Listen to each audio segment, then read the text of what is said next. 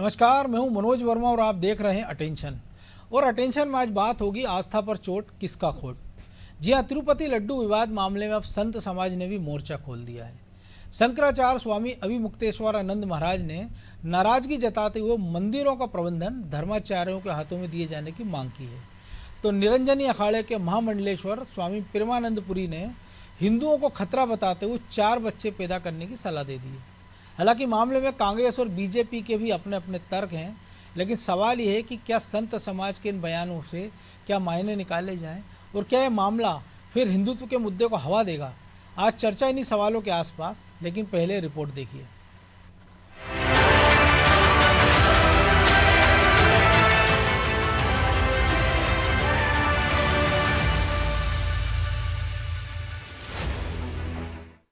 कि अब तो सब जगह ये कमेटी बनानी पड़ेगी हम लोगों को। सब जगह पे हम निगरानी करेंगे, हम देखेंगे वहाँ पर कि वहाँ पर कौन सी चीज़ आ रही है, कौन बन रहा है। अब सरकार हमको रोक नहीं सकती है, क्योंकि सरकार कहाँ था उनका इंटेलिजेंस। धर्माचार्य अपनी टीम बनाएंगे और जहाँ जहाँ भगवान का भोग लग रहा है वो पवित्रता से बन रहा है कि नहीं वो देखेंगे। शंकराचार्य ने ये नाराजगी आंध्र प्रदेश के तिरुमला मंदिर में प्रसादम को लेकर उठे विवाद पर जताई। उन्होंने कहा कि ये भक्तों की भावनाओं के साथ सबसे बड़ा खिलवाड़ और अपराध है। देश के सभी मंदिरों के प्रबंधन से सरकार का हस्तक्षेप पूरी तरह खत्म होना चाहिए, क्योंकि मंदिरों में धार्मिक और सांस्कृतिक परंपराओं का निर्वहन केवल संस्कृति से जुड़े लोग ही कर सकते हैं। तो दूसरी तरफ निरंजनी अखाड़े के महामंडलेश्वर स्वामी प्रेमानंदपुरी ने देश की आबादी को लेकर एक बड़ा बयान दिया है।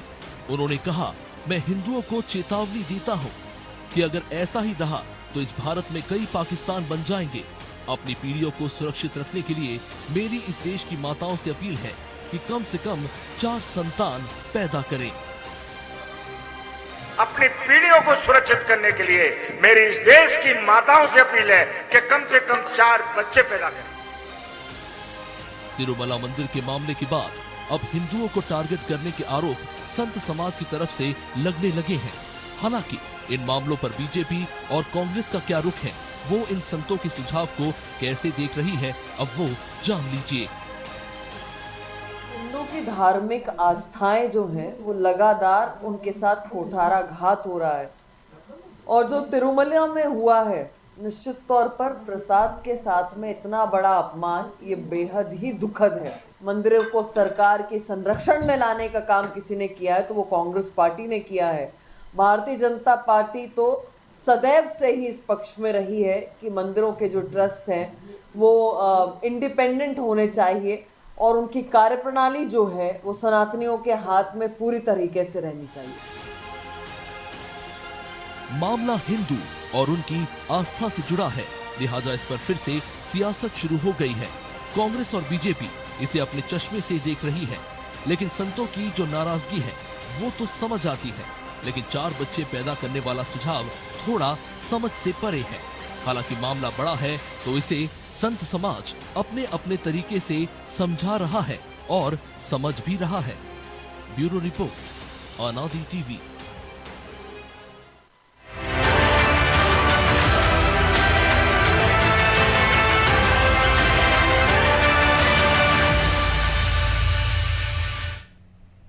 तो इसी पर चर्चा करने के लिए हमारे साथ जुड़ गए हैं वरिष्ठ पत्रकार चैतन्य भट्ट और हमारे सहयोगी प्रभु पटेरिया। वो स्वागत है चैतन्य जी आपका। और आप ही के शहर में थे शंकराचार्य जब उन्होंने बयान दिया है, कैसे देखा जाए? क्योंकि आमतौर पर जब राम जन्मभूमि में रामलला की प्राण प्रतिष्ठा हुई थी, इसके बाद से शंकराचार्य निशाने पर थे, लेकिन अब वो जो बात कर रहे हैं सनातन की कर रहे हैं, हिंदू धर्म की कर रहे हैं, और ये चिंता भी जता रहे हैं कि अगर विधर्मी ऐसा कुछ कर रहे हैं और आस्थाओं से खिलवाड़ हो रहे हैं तो उनको ऐसी सज़ा मिले कि एक नज़ीर बन जाए। और इसके साथ एक सवाल भी उठाया उन्होंने कि अगर हम किसी एक मंदिर को 11,000 करोड़ का सोना चढ़ा देते हैं, वो मंदिर जो लड्डू बेचकर साल के 500 करोड़ कमा रहा है, तो वो अपनी क्यों एक गौशाला नहीं बना लेता है? उसको क्यों बाहर से घी दूध दही खरीदना पड़े? नहीं, देखिए ब्रजेश जी, ये बात तो बिल्कुल सही है कि जिस तरह के आरोप लगे हैं और नायडू जी ने जो आरोप लगाए हैं कि वहाँ पे लड्डू में मछली का तेल और गाय की चर्बी या सुअर की चर्बी मिलाई जाती है, ये वास्तव में बहुत ही ज्यादा गंभीर मामला है।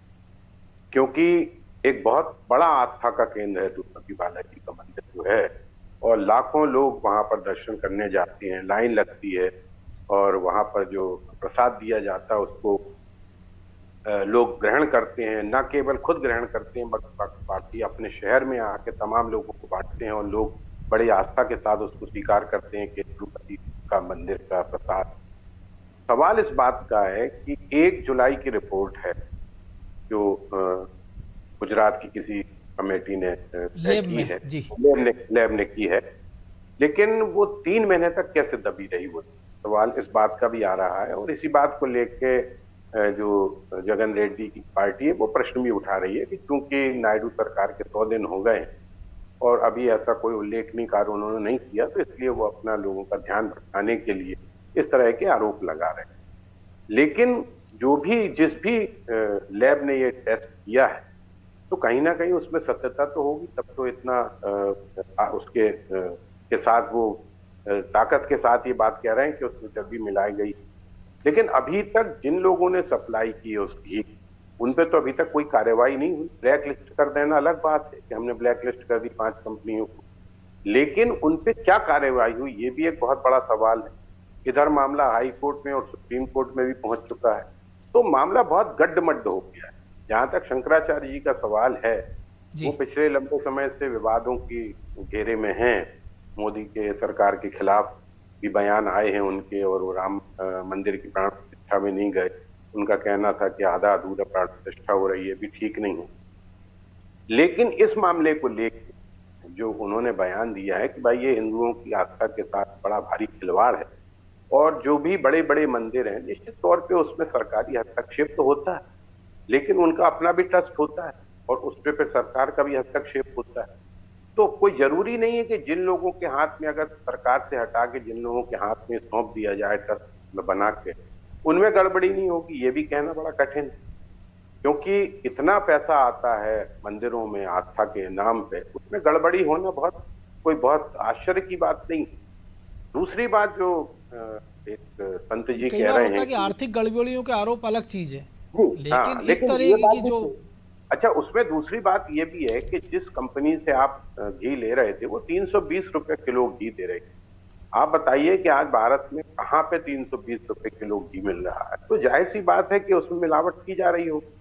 लेकिन सरकार को इस पर ध्यान ना देख के कम दाम पे हमको मिल रहा है। दिक्कत क्या हो रही है आजकल, हर जगह जो सरकारी रेट है उससे कम में अगर आप टेंडर डाल दोगे तो आपका टेंडर पास हो जाता है। ये एक बहुत दुर्भाग्यजनक स्थिति है, और उसके कारण जो टेंडर में शर्तें होती है, जो काम करवाना होता है, वो घटिया दर्जे का होता है। हमारे यहाँ एक नाली बनाने वाले ठेकेदार आए थे, हमने उनसे पूछा, हमने कहा यार आप बहुत खराब काम करते हो। बोले साहब 100 रुपए का काम हमको 70 रुपए में करना पड़ता, 70 रुपए में 20% हमको कमीशन देना पड़ता, 20% हम अपने नहीं निकालते, तो 30% पे जैसा काम होगा देख लीजिए आप। तो ये एक सबसे बड़ी दिक्कत है कि अगर 320 रुपए किलो घी मिल रहा था तो वो किस स्थिति, कैसी परिस्थिति में बना, कैसा बना, किसमें कितनी मिलावट हो, ये भी जांच करना चाहिए। अब वो मंदिर समिति कह रही कि हमारे पास जांच करने का कोई अधिकार नहीं, हमारे पास कोई लैब नहीं है। तो जहां लाखों टन घी की खपत हो रही हो, वहां कम से कम ऐसी व्यवस्था तो होना चाहिए कि वहां पे बाहर से करा सकते थे, या जो बेसन है या जो दीगर चीजें हैं, काजू किशमिश कहते हैं, मिलाया जाता है उसमें, तो उनकी जांच की जाए। लेकिन ये बात भी सही है कि जो एक संत जी कह रहे हैं कि आप 4 बच्चे पैदा करो, 4 बच्चे पैदा करना आज की तारीख में क्या संभव है? एक बच्चे को पालना, उसको पढ़ाना लिखाना बड़ा मुश्किल हो रहा है मिडिल क्लास के लिए, और अगर 4 बच्चे पैदा करने की स्थिति हो जाएगी तो कहाँ से आदमी अपना रोजी रोटी चला पाएगा? तो ये तो सवाल कई सारे हैं। मैं आऊंगा आपके पास दोबारा चेतन जी। तो प्रभु जी, एक और अभी किस्सा है, रामनाथ कोविंद ने कहा है, पूर्व राष्ट्रपति हैं, कि उनको कल ही किसी ने काशी विश्वनाथ मंदिर का प्रसाद दिया, जैसे ही उनके हाथ में वो लड्डू रखा तो बड़ी हिचकिचाहट हुई उनको कि इसको खाऊं कि ना खाऊं। तो ये जो एक स्थिति, एक मंदिर का खुलासा हुआ। देश में तमाम सारे मंदिर हैं ऐसे बड़े मंदिर, जय व्यवस्था। हमारे मध्य प्रदेश में भी हम देखते हैं कि चाहे इंदौर में खजराना मंदिर हो, चाहे महाकाल का मंदिर हो, या सावरिया सेठ हो, या तमाम सारे मंदिरों में व्यवस्था है। तो एक कम से कम एक स्टैंडर्ड गाइडलाइन बना दी जाए, क्योंकि हो ये रहा अभी कि उन्होंने कहा FSSAI का सर्टिफिकेट ले लिया है तो सब कुछ ठीक हो गया है। जिन मंदिरों में अरबों रुपए का चढ़ावा साल का आ रहा है, अगर वो 75 लाख की लेब नहीं लगा सकते हैं तो बाजार में कहीं वो जांच करा सकते हैं कि वो जो प्रोडक्ट आ रहा है वो किस गुणवत्ता का है, और दूसरा कि आप धार्मिक संस्थान चला रहे हैं, कोई व्यापारिक दुकान तो चला नहीं रहे हैं कि आपको कोई सस्ती चीज़ दे रहा है तो आप उसका इस्तेमाल करेंगे। आप तो भक्तों के लिए बना रहे हैं ना, तो आप उस लड्डू का रेट 100 की जगह 200 कर दीजिए, जिसको लेना वो लेगा। तो आप ये क्यों करना चाह रहे हैं कि कोई सस्ती चीज़ लें, उससे बनाए और उसको हम बांटें? मनोज जी, बात वहीं से शुरू करता हूं जहां से आपने की थी। रामनाथ कोविंद जी पूर्व राष्ट्रपति हैं। राष्ट्रपति जैसे महत्वपूर्ण पद पर रहे हुए व्यक्ति को ऐसी बातें नहीं बोलना चाहिए जिससे एक व्यापक जन भावना पर कहीं ना कहीं आघात पड़ रहा हो। जी, आप भारत वो देश है जहाँ पर कि ये जो सरकारी तंत्र की व्यवस्था, ये ट्रस्टों की जो व्यवस्था, मंदिर का प्रसाद बनाने की व्यवस्था जब से शुरू हुई, इसके पहले ऐसी कोई व्यवस्था नहीं थी। और ये सारा का प्रसाद जो है ज़्यादातर जगहों पर लोग भक्त खुद लेकर आते थे, वो अपनी श्रद्धा से चढ़ाते थे। अलग अलग स्तर के भक्त आते थे, कोई जो है 56 भोगों के स्तर का लाता था, कोई रूखी सूखी लाता था, और प्रसाद को प्रसाद की तरह ग्रहण किया जाता था, उसमें मीन में कोई नहीं देखता था। आज जो कोविंद जी ने कहा, रामनाथ जी ने, वो बात का ये मुझे लगता है कि उसका जवाब इस तरीके से प्रधानमंत्री को देना चाहिए। जी, आस्था में खिलवाड़ नहीं करना चाहिए। उन्हें जिस मंदिर पर सवाल उठाए वो प्रधानमंत्री का मंदिर है, उस मंदिर का जीर्णोद्धार जो है प्रधानमंत्री ने कराया है, वो वहाँ पर बार बार जाते हैं, वो उनके निर्वाचन क्षेत्र का मंदिर है। तो उनने जहाँ संदेह प्रकट किया उसको लेकर शायद मुझे लगता है प्रधानमंत्री को इसका जवाब उनको देना चाहिए। किस तरीके के सवाल नहीं। और नेता जो व्यक्ति होता है वो देश के, उसको नेता हम इसलिए कहते हैं कि वो जो कहता है उसको जनता सुनती है। चाहे चंद्रबाबू नायडू हो, चाहे रामनाथ जी हो, चाहे और कोई हो, आपको नेताओं को उन मुद्दों पर बयानबाजी करने से या उन मुद्दों को जनता के बीच में पटकने से, जैसे 3 महीने तक रिपोर्ट दबाने के बाद रिपोर्ट लेकर आए और अचानक आपने आरोप लगा दिया कि वो जगनमोहन रेड्डी चूँकि दूसरे धर्मी के थे, क्रिश्चियन थे, तो जो है जानबूझकर ऐसा किया जा रहा था। और वो जो रिपोर्ट है, मनोज जी, चैतन्य जी ने कहा बिल्कुल सही है कि गुजरात की लैब बड़ी प्रतिष्ठित लैब होगी, हम मान लेते हैं। लेकिन इस देश में आपको बहुत अच्छे से याद होगा, मध्य प्रदेश का ही मामला है कि यहाँ तो डीएनए की रिपोर्ट गड़बड़ निकल जाती है 2 लैब की। बिल्कुल है।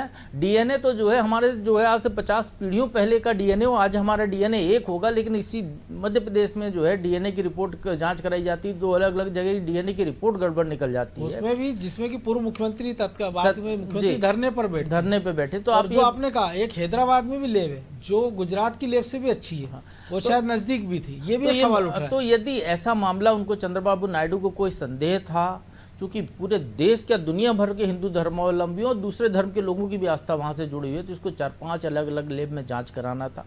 मेरा एक जो मैंने भी खबर पढ़ी देखी टीवी पे, मेरे मन में जो एक पहला सवाल आया जी, क्या यदि वो नकली घी बना रहा था तो मान लीजिए वो गाय की चर्बी मिला लेता या भैंस की चर्बी मिला लेता, उसको उसमें कोई फ्लेवर डालना था कि सुअर की चर्बी भी उसमें मिला रहा है, मछली का तेल भी उसमें डाल रहा है, और भी कोई चीज़ डालडा भी डाल रहा है, और भी कोई चीज़ें यदि दुनिया में ऐसी हों जो उस प्रसाद को अपवित्र करती हूँ, तो सारी की चीज़ों का मिश्रण वो कर रहा है इकट्ठा कि प्रसाद अपवित्र हो जाए। तो एक सवाल यहाँ पर पैदा होता है, चैतन्य जी, हम भी देखते हैं बनिया की दुकान पे कोई किराना सामान लेकर आते हैं, उसमें यदि कोई मिलावट है तो कोई एक चीज़ की मिलावट हो सकती है, चावल में कंकड़ की मिलावट हो सकती है, प्लास्टिक के चावल के आरोप लग सकते हैं, गेहूं में किसी चीज़ की मिलावट हो सकती है, हमने देखा दूध बना देते हैं यूरिया से।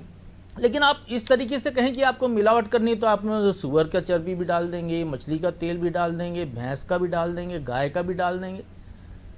तो मुझे लगता है कहीं ना कहीं ये बहुत ज़्यादा राजनीति प्रेरित मामला दिखता है, आस्था से जुड़ा हुआ मामला है, बहुत व्यापक आस्था इसमें प्रभावित हुई है।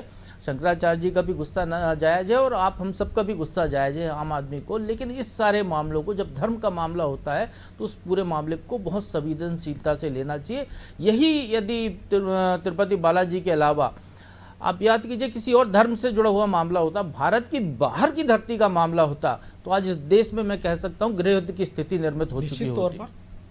भारत के बाहर, अरे हम वो देश के वासी हैं जहाँ पर कि किसी मिस्र के खलीफा को हटाने पर इस देश में ऐसा आंदोलन चला खिलाफत कि हमने अपने आज़ादी का आंदोलन छोड़ दिया 1942 का। बिल्कुल है, हमको अपना जो है आंदोलन वापस लेना पड़ा। क्यों? क्योंकि मिस्र के खलीफा को कुर्सी से हटा दिया गया था। हालांकि सब कुछ करने के बाद खलीफा वापस नहीं आए, लेकिन हमारी जो आज़ादी जो है 5 साल पीछे आगे बढ़ गई। हम 5 साल पहले आज़ाद हो जाते। तो हम उस देश के वासी हैं जहाँ पर हमको इतिहास से सबक लेना चाहिए और सोच समझ कर निर्णय लेना चाहिए। राजनेताओं की सबसे बड़ी भूमिका है, धर्म गुरुओं की सबसे बड़ी भूमिका है। अब हम शंकराचार्य जी को देख लें, उनके पूर्ववर्ती जो उनके गुरु थे स्वरूपानंद जी, चैतन्य जी बहुत अच्छे से जानते हैं। स्वरूपानंद जी ने कहा कि साईं बाबा की जो है उस तरीके से पूजा पाठ नहीं होना चाहिए। शंकराचार्य वो हैं जो हिंदू धर्म के अधिष्ठाता हैं। शंकराचार्य के बोलने के बाद कुछ नहीं हो रहा है, नए मंदिर बनते जा रहे हैं, उसमें वही की बात हो रही। तो फिर आप अपनी बात का महत्व को समझिए कि आप जो कह रहे हैं, यदि आपके भक्त, आपके अनुयायी उसको नहीं मान रहे हैं तो फिर आपको उस चीज़ को समाहित करना पड़ेगा, सुधारना पड़ेगा। यही हमारा सिद्धांत साथ है। लेके चलना पड़ेगा। हिंदू धर्म या सनातन धर्म में यही चीज़ें हैं कि हम जो है सदियों से नई चीज़ों को आत्मसात करते चले समय के साथ। इसलिए हिंदू धर्म या सनातन धर्म जिसको कहते हैं वो आज जीवित है। नहीं तो ये धर्म तो जो है बहुत ज़्यादा, जैसे वहाँ पर पारसियों का था या बहुत सारे धर्म जैसे विलुप्त होने के कगार पर हैं या विलुप्त हो चुके हैं, उस तरीके की स्थिति पे आ जाता, क्योंकि इस पर तो आक्रमण चहुओर हो रहा है, बिल्कुल सदियों से हो रहा है।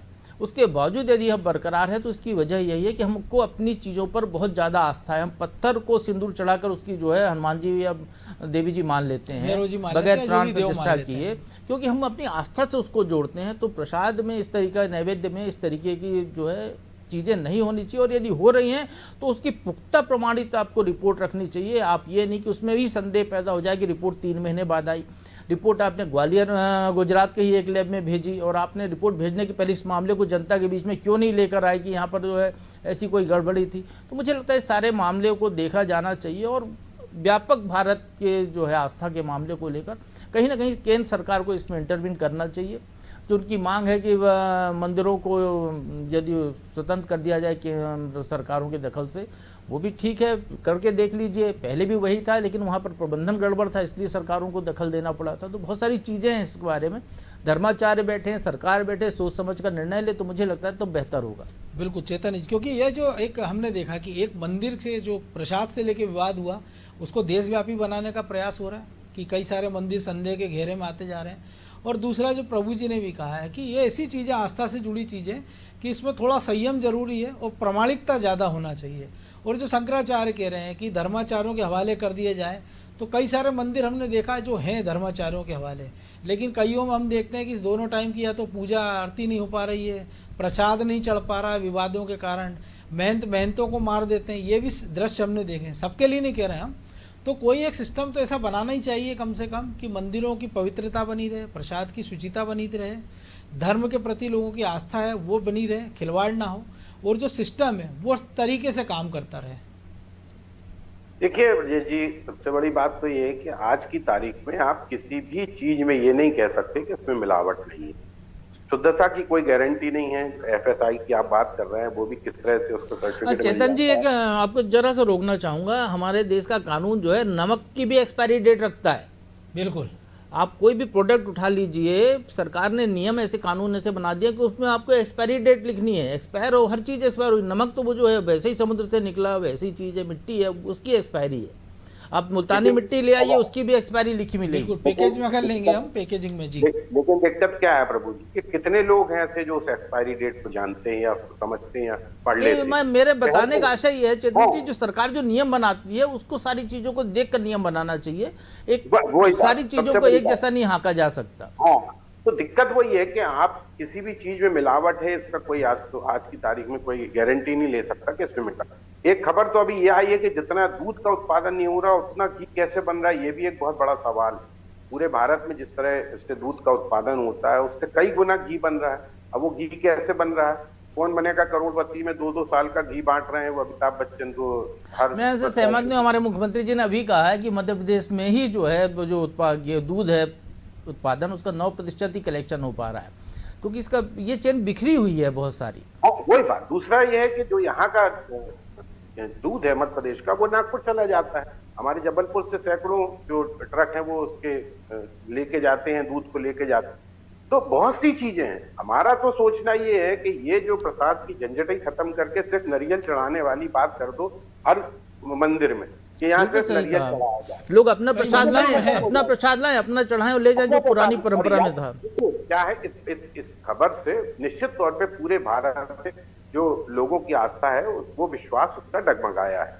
उनको लगता है कि एक इतने बड़े मंदिर में जहाँ पे तो इतनी आस्था है, लोग कहाँ से नहीं आते, विदेशों तक आते, वहां पे अगर इस तरह की गड़बड़ी चल रही है तो दूसरे मंदिरों में भी इस तरह की गड़बड़ी चल रही होगी। तो अब ये होगा कि लोग वहां का प्रसाद न लेके अपने घर से बना के ले जाएंगे। हो सकता है सामने वाले हलवाई से भी ना खरीदे, स्वीट मार्ट से भी ना खरीदे, हो सकता है यहाँ पे भी मिलावट हो, अपने घर से लड्डू बना के ले जाएंगे बेसन। तो ये जो एक मसला आया है ये वास्तव में बहुत गंभीर है। और इस पे अभी तक कोई कार्यवाही नहीं हुई। मुझे लगता है कि ये भी एक बड़ा आश्चर्यजनक तथ्य, भाई जिसने भी घी की सप्लाई की उसको तो इमीडिएट आपको अरेस्ट करना चाहिए ना, लेकिन अभी तक कुछ नहीं हो रहा। बस ब्लैक लिस्ट कर दिया था हमने। ब्लैक लिस्ट से क्या होता है? ब्लैक लिस्ट कोई सजा तो है नहीं।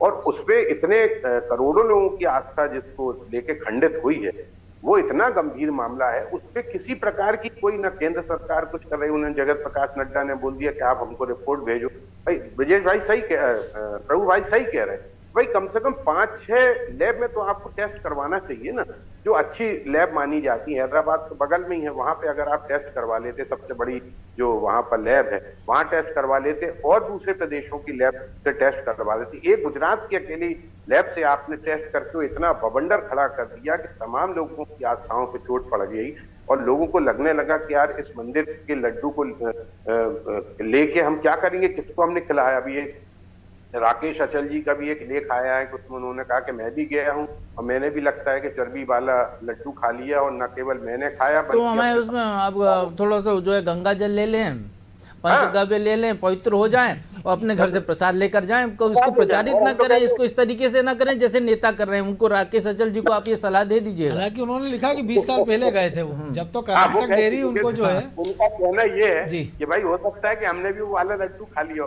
तो सबसे बढ़िया तो ये है कि भाई नारियल का नहीं, प्रसाद लेकिन उस चढ़ाओ। ग्वालियर चंबल में हमने देखा है कि पनीर भी कैसे बनता है, मावा भी कैसे बनता है और दूध भी कैसे बनता है। तो इसकी कोई गारंटी नहीं है कि क्या क्या नकली खाया हुआ और क्या असली खाया है। बिल्कुल सही कहा। होटल में जिस तरह का पनीर उपयोग में आया जाता है वो सबको मालूम है किस तरह से बनता है वो पनीर जी। लेकिन चूंकि पनीर का बड़ा आजकल जोर चल रहा है, शौक चल रहा है बच्चों में, तो वो इस तरह की स्थितियां बन रही हैं। लेकिन इसमें कोई संदेह की बात नहीं है कि इसकी तत्काल जांच होके और जो भी इसमें दोषी पाए जाते हैं उन पर कड़ी से कड़ी कार्रवाई होना चाहिए, ताकि एक जो भरोसा है लोगों का मंदिरों पे वो बाकायदा बना रहे। बिल्कुल। तो प्रभु जी भरोसा बना रहे तो कुछ और भी उपक्रम करने होंगे, मंदिरों को भी करने होंगे कम से कम, या एक सिस्टम में बदलाव वो खुद भी कर सकते हैं। जरूरी नहीं सारा काम सरकार करें, श्रद्धालु करें। और इसके पीछे एक कारण ये भी हो सकता है, जैसे ही त्योहारी सीजन आता है हम देखते हैं कि छापे मारना शुरू हो जाते हैं खाद्य विभाग के कि ये नकली मावा पकड़ लिया, नकली मिठाई पकड़ ली। इसके पीछे भी कहीं ऐसा कुछ तो नहीं, क्योंकि आपने फैक्ट्री अभी तक सील नहीं की है। और कल ये रिपोर्ट सार्वजनिक हुई और आज उसी मंदिर के एक पदाधिकारी का बयान है कि हम अब से शुद्ध लड्डू सप्लाई कर रहे हैं। तो यानी जो घी की सप्लाई आज से शुरू होना थी वो लड्डू भी आज से शुद्ध हो गए। देखिए मनोज जी, इसका तो बहुत आसान सा उपाय भी है कि जो है अभी चेतन जी ने भी कहा कि भक्त अपना प्रसाद खुद लाएं, खुद वहाँ दें, मंदिर में अर्पित करें। या मंदिर प्रबंधन, जैसा कि शंकराचार्य ने कहा कि आप यदि घी ले रहे हैं तो अपनी गौशाला क्यों नहीं बना सकते, जबकि देश का सबसे धनाढ्य मंदिर है। बिल्कुल। और जमीनें भी काफ़ी, जमीनें भी हैं, मुझे लगता है वहाँ गौशाला है वहाँ पे जी। मैं गया हूँ तो मैंने सुना है वहाँ पे गौशाला भी है वहाँ पे। तो वो अपना प्रबंधन करें, मंदिर क्या ही अपनी चीज़ों से, जैसे हम जो बड़े मठ देखे, हमने छोटे मठ भी देखे होंगे, तो वहाँ पे जो है महंत जी जो होते हैं वो साल में एक बार या तो खुद ही लोग कच्चा अनाज वहाँ पर दे जाते हैं अपना, या महंत जी खुद चले जाते हैं, फेरी लगा कर आते हैं, अनाज इकट्ठा करके लाते हैं। वो मंदिर में जो कुछ भी बनता है वो उसी अनाज से बनता है। तो इस तरीके से आप सारा संग्रहण कीजिए, पूछने की व्यवस्था अपने यहाँ रख लीजिए, एक पूरा अपना सिस्टम ही डेवलप कर लीजिए। यदि शुद्धता का आपको वो करना है तो चाहे वो सरकार करे, चाहे वो मंदिर का ट्रस्ट करे, या भक्त उसको ज़बरदस्ती करवाएं, लेकिन ये व्यवस्था तो आपको करनी पड़ेगी। नहीं तो पूर्व राष्ट्रपति जैसे बयान आएंगे और हमको काशी विश्वनाथ पे भी संदेह हो जाएगा, किसी को कहीं और हो जाएगा, किसी को महाकाल के लड्डू पे संदेह हो जाए। तो ये लड्डू की व्यवस्था जो मंदिर में प्रसाद बन के जा रहा है उसकी व्यवस्था को ही आप खत्म कर दें कि भक्त अपना प्रसाद लाएं, अपना चढ़ाएं, अपनी आस्था से ले जाएं। पूरी का जो है वो बनने का जो सिस्टम अपनी जगह है, तो वो जगन्नाथ का भात बनता रहे, आप उसको ग्रहण करते रहिए, वहाँ कोई सवाल नहीं करने वाला है। लेकिन यहाँ यदि सवाल उठ रहे हैं, और सबसे बड़ी बात यह है, राजनेताओं को ऐसे मामलों में बयान देने के पहले 5 बार सोचना चाहिए। लैब में परीक्षण कराना है तो कई बार परीक्षण कराना चाहिए, और इस तरीके का नरगल बयानबाजी नहीं करना चाहिए जिससे समाज की आस्था प्रभावित हो। और वो आप ये बयान कब आ रहा है, ये रिपोर्ट कब आ रही है मनोज जी, जब चुनाव चल रहे हैं। बिल्कुल। तो कहीं ना कहीं नेता जब बोलता है ना, तो कहीं ना कहीं ये लगता है कि अपने फायदे के लिए, राजनीतिक लाभ के लिए बयान दे रहे हैं। पब्लिक भी इस तो चीज को उनके समझती पहले है, उनको ऐसा अपनी नहीं है। विश्वसनीयता को साबित करना चाहिए, लेकिन धर्म की व्यापक आस्था पर चोट नहीं करना चाहिए। बिल्कुल। और ये सबसे बड़ा सबक यही है। बहरहाल बहुत धन्यवाद चेतन जी आपका। तो निश्चित तौर पर आस्था पर चोट, लेकिन आस्थाओं को बरकरार रखना भी हमारी जिम्मेदारी है।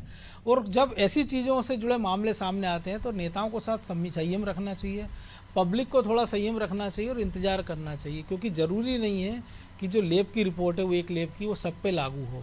कई बार हो सकता है मानवीय त्रुटि हो सकती है, गलती हो सकती है, लेकिन फिर भी अगर ऐसा कुछ वाकई में हुआ है तो सरकार को और मंदिरों के प्रबंधन को इसके लिए कोई ठोस निराकरण करना चाहिए। अटेंशन में आज इतना ही, मुझे दीजिए इजाज़त और आप देखते रहिए अनादि टीवी। नमस्कार।